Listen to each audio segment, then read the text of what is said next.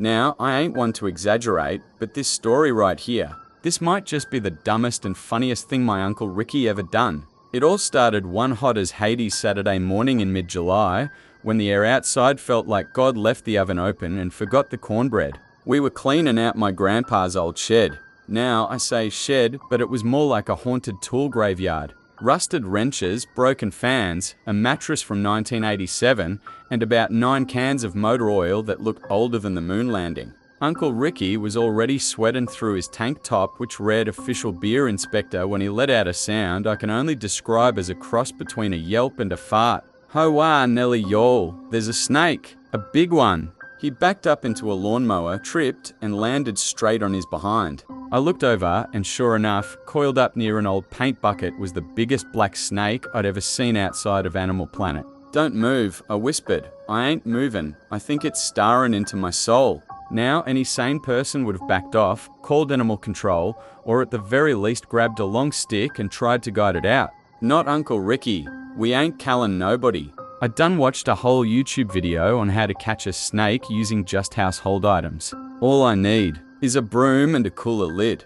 A what now? A broom and a what? Cooler lid, he said proudly. Strong plastic, good grip, perfect for scooping snakes. Like a spatula, but for danger. 10 minutes later, Ricky returned with a flimsy Walmart broom with half the bristles missing. A ready glue cooler lid, pair of gloves that looked like they were made for gardening poodles ready, he said. Ricky, that ain't a plan, that's a bad idea holding a death wish. Nah, I saw it online. You just gotta stay calm, move slow, and assert dominance.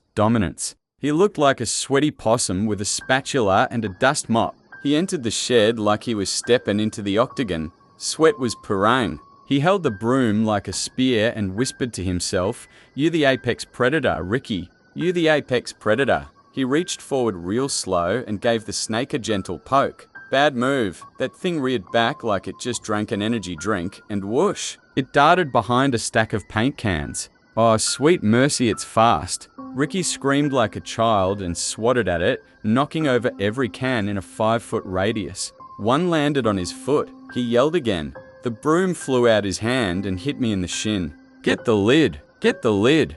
I ain't getting nothing, you get the lid. You the one who started this. At some point in all the chaos, the wind blew the shed door shut behind him. But this ain't no fancy modern shed door. This one had a busted knob and a warped frame, so when it shut, it stayed shut unless somebody pulled from the outside. Uncle Ricky? Locked in. With the snake. You'll better not leave me in here with this demon noodle. We tried the door. Jammed. Try the window. He shouted. The window was half covered in spiderwebs and had an old air conditioner shoved in it from 1996. He looked through the window like a caged man on death row. Inside that shed, it became a battle of willpower. Man vs. serpent. Uncle Ricky picked up a rusty fan blade and tried to fan it away like it was a bug. The snake didn't care he slithered around calmly like it paid rent. It's taunting me, he muttered. It's doing mind games. At some point, Ricky picked up the cooler lid again and crouched like he was about to pounce. I'm gonna scoop him, and when I do you better have that door open. We're working on it.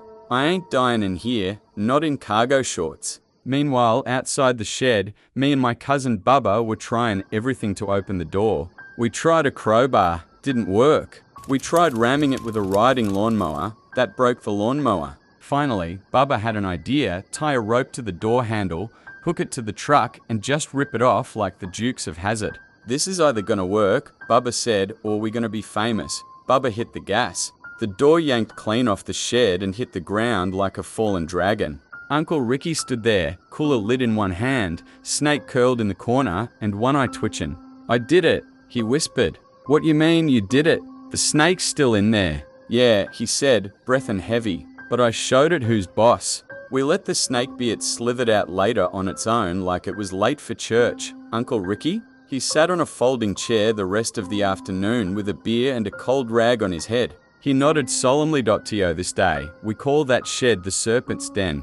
Uncle Ricky tells the story every Thanksgiving, and every time the snake gets longer, the shed gets darker, and the broom turns into a medieval spear. And if you ever visit and he offers to teach you snake wrangling, politely decline.